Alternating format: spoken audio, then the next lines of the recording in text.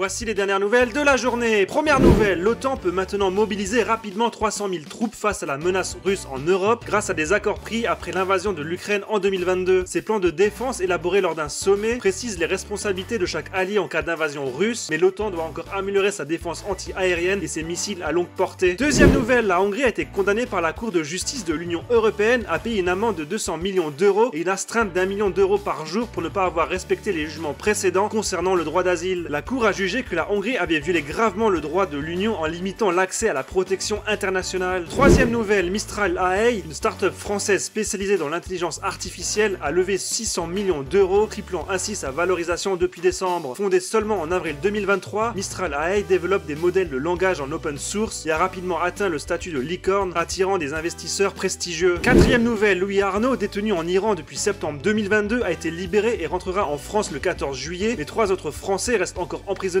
en Iran. Il avait été arrêté pour propagande et atteinte à la sécurité de l'État iranien après avoir participé à des manifestations. Emmanuel Macron a exhorté l'Iran à libérer les 3 autres Français sans délai. Cinquième nouvelle, entre mai 2023 et avril 2024, 1120 agences immobilières en France ont fait faillite, soit une augmentation de 114% par rapport à l'année précédente. Cette hausse des faillites touche surtout les agents commerciaux indépendants dont le nombre a diminué de 15% en moins d'un an. Sixième nouvelle, en 2023, le fisc a détecté 140 000 piscines non déclarées grâce à une intelligence artificielle développée par Google, 7 fois plus qu'en 2022, représentant 40 millions d'euros de taxes foncières supplémentaires. Ce système pourrait également être utilisé pour repérer les bâtiments et extensions non déclarés.